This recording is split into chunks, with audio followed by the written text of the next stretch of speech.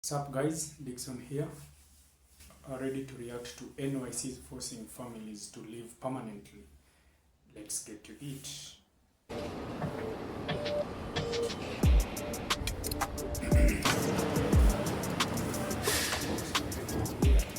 You know, every time I try to buy anything in this city, it seems like the costs are just going up. And there's never been a tougher time to try and live in New York, especially for families. And some people think that's being allowed to happen on purpose.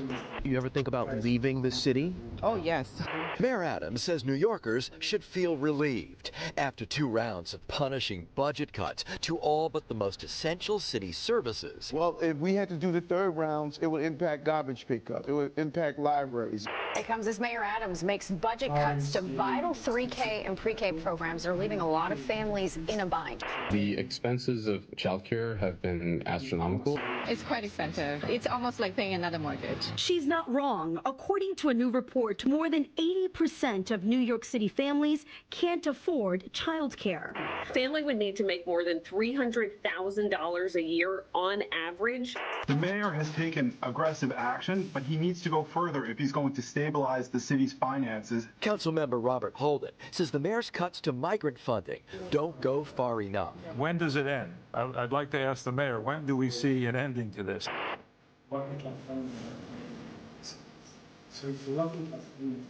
So it's no secret, working class residents are fleeing New York City. But what nobody's talking about is that even though costs are going up for everybody, rent, groceries, utilities, they're going up even higher and even faster for families. And in New York, we keep hearing from politicians about how families are so important, but it seems very little is being done to protect those who are trying to raise the next generation of New Yorkers. And that raises some very uncomfortable questions. Why is it that nobody here seems to be taking any action to protect families? And if families and working class individuals are leaving this place, what's gonna happen to it? And will the city become a dystopian nightmare completely controlled by big tech and big finance? Well, to find that out, we've got to look at the real reasons why families are finding it almost impossible to live in the city, and it's not for the reasons you might think.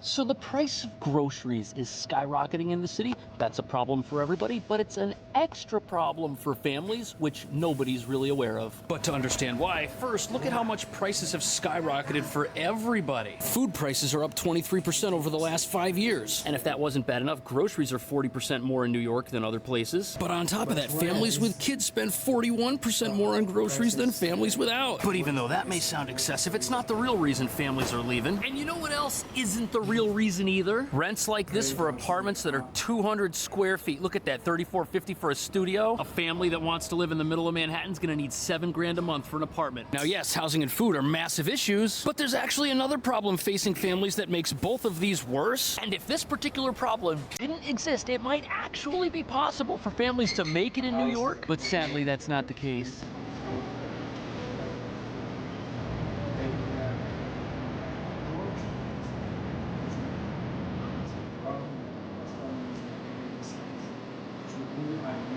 There's a daycare inside this alley, and you'd think it'd be affordable because we're in an alley. But sadly, over 80% of New York City families cannot afford to use a daycare, which means less than 20% of people have a child in a place like this. And this one singular issue is totally screwing things up for any family that wants to exist in New York. Because if 8 out of 10 families can't afford childcare, it means 8 out of 10 families have one parent that works and one parent who doesn't. How do you afford the rent and the groceries on a system like that? You don't. That's why people are leaving. But how much do you need to make if you want to survive here? The childcare sector here in the city is in crisis. Family would need to make more than $300,000 a year on average to afford childcare in New York City. Whoa, so $300,000 a year to bring your kids to the alleyway school by the trash cans. Not exactly family friendly. And what that essentially means is you've got to be one of New York City's top earners to live here and be middle class, which by default would make you one of the top earners in America.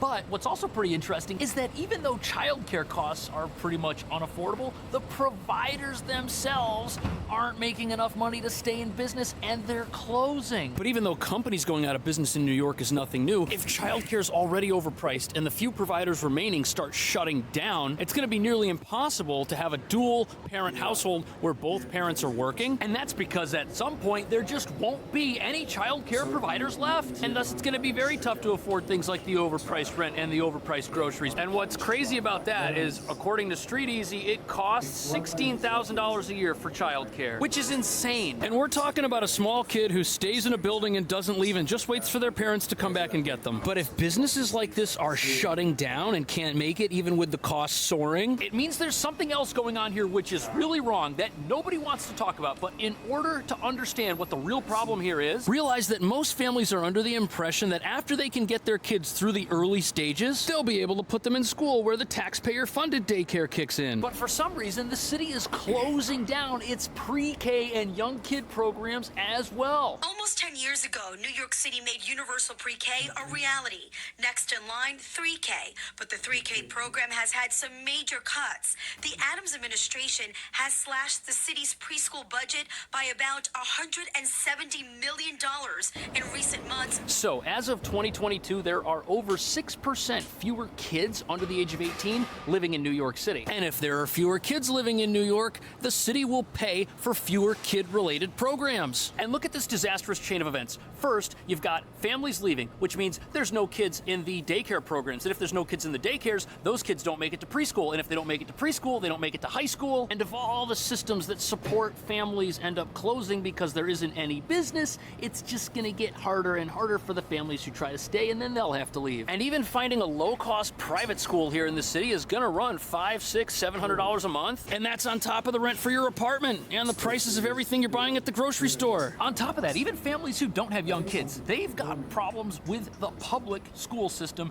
in this city. Which is why even before 2020, 20% of New York City kids went to a private school instead of a public school. And now education in New York has changed drastically. If you thought your kids' futures were at risk because of the school system that they were in, you would leave, and people are. So if public schools are a mess and private schools are the only option because either the nearest pre-K is closed or it's over full, you've got to do something to help you afford that extra cost, which is on top of everything else that you pay for. And the way that most families used to do that was to move further away. But you're not gonna move from one apartment to another in an expensive area of town. No, you're gonna go east, and you're gonna find a place in Brooklyn or in Queens. But the reason that doesn't work anymore is because public transit in New York is a losing battle. Every year it gets worse, even though some of the stations are now fancy. The trains that run underneath them are an unsafe disaster, totally unsuited for family life. This is a brand new subway terminal, and they can't even afford to keep the bathrooms open. Look at that, roped off, shut down. And that's because the subway is just an absolute money pit for the city, and it loses almost $700 million a year to fare evasion alone. And since the transit system here is such a nightmare, families who decide to move east have only one option. But sadly, the city's in the process of taking that away as well.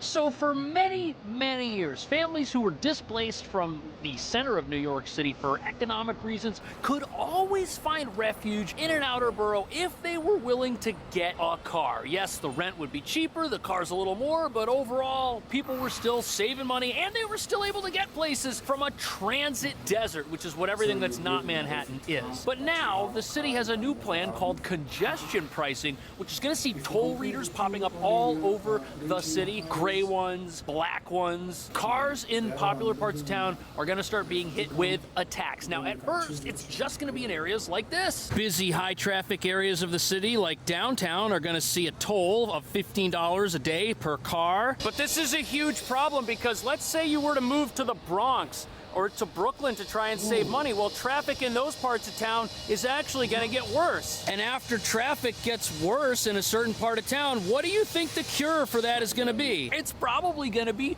more congestion pricing. Give it a few years. Watch. The congestion pricing is going to cure the traffic problems in lower Manhattan. And then when that traffic gets pushed to the outer boroughs, they're going to cure it there as well with the same disease. On top of that, all this increased traffic in outer boroughs contributes to air pollution. And although New Yorkers living living in some of the richest parts of the city are going to have things a little bit better. That same promise is not on the table for residents trying to save money. On top of that, New York is one of the worst places to try and own a car. I mean, look at this. You've got construction in half the road, bike lanes almost nobody uses. That could change, however, after the congestion pricing kicks in. But you've got constant traffic. Parking is very hard to find. This red sign right here means every car on this side of the street could potentially get a parking ticket. And on top of that, the other expenses associated with having a car in New York are insane. Insurance is through the roof. Repairs all across the country are going up. It's even worse here because everything's more expensive here. And not only are the city's public transit fortunes not reversing anytime soon, crime underground, it's actually up 20%. Look at that. Assaults way up. Now, the city's been very big on promising public transit improvements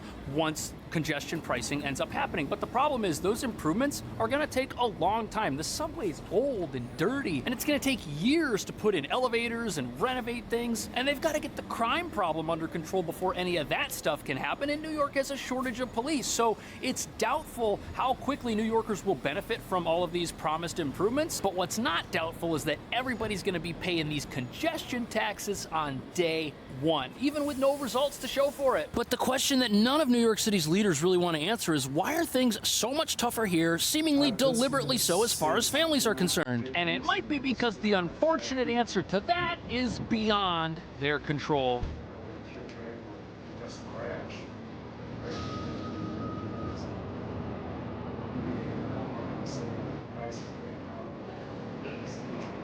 So this charming looking building behind me, this is the Federal Reserve Bank, and what goes on in here controls all of our lives. Right now we are in a recession because the Federal Reserve has raised interest rates to fight inflation, but that's got negative effects on the economy, and it's putting families in a tough spot who are already struggling. And that's because America runs on borrowed money, and the harder it is to borrow money, the harder it is for this economy to do what it used to do. It's now harder to get a loan and open up a business and a storefront nobody wants to touch. It's harder for companies to do things like speculative hiring. That's why we're seeing a lot of layoffs, because in the past, when the interest rates were low, more people had jobs because companies had no problem taking a chance on a few new hires. Apparently, and this is a big problem for families, recent job growth in the city has been among low-income earning jobs. And that's a fancy way of saying that the companies who pay a lot of money aren't doing as much hiring, and the companies that don't pay much, or even the gig economy, are where all the action is. But those aren't the opportunities families are going to be able to survive on. And it's why 1 in 3 New Yorkers are now spending half their income just on housing. On top of that, there's a well-known budgeting rule called the 30% rule, which basically says that families who spend more than 30% of their income on rent have trouble with basic expenses other than rent. Groceries, auto repairs, medical expenses. Now, when things get tough, what do most people do? Well, you cut back on expenses, you cancel things like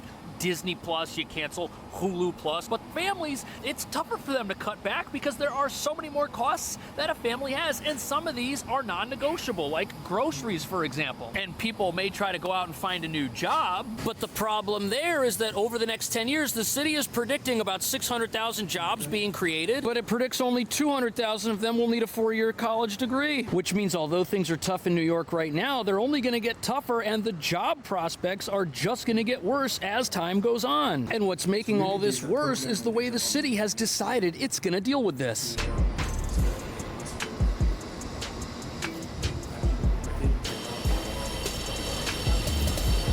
So the predictable ramifications of people who work leaving New York, who needs workers to earn a living and support the economy, is that the city now has less money. Yes, this is being exacerbated by the asylum crisis, but if the city's broke and it stops spending money, things here are going to get worse. Shortages of police have led to surging crime. Shortages of firefighters means an overworked department now has less resources to stop the e-bike batteries that keep exploding. And although the mayor was able to recently avoid further cuts, observers say that won't last forever. But Andrew Rain of the Citizens Budget Commission said lifting the cuts is ill-advised. The mayor has taken aggressive action, but he needs to go further if he's going to stabilize the city's finances. So according to outside observers, the city's budget for the next year is going to run a deficit, a loss. of $3.6 billion, which means the city is losing more money every year than any of us will ever see in our lifetimes. And over the next 4 years, the deficit is predicted to be $31.4 billion. And that's in spite of the city being required to operate on a balanced budget. But the real issue here is that as the city runs out of money, there's only one way to get it back, but they can't shut down like all of these businesses that are leaving, which are also part of the problem.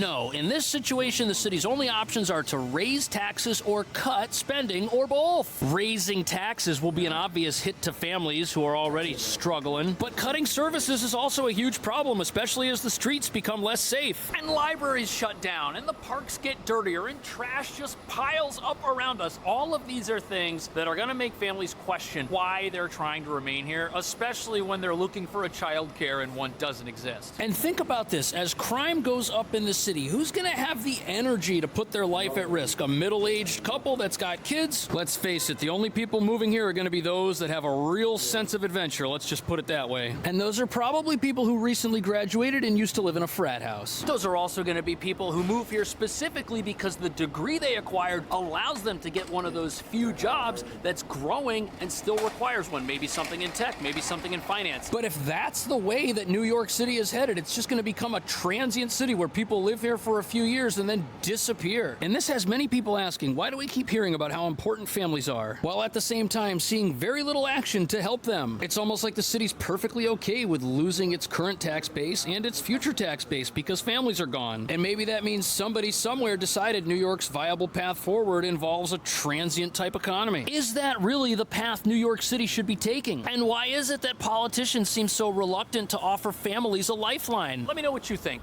Thanks for watching. I'll see you in the next video. So, guys, thank you for watching. See you in the next video.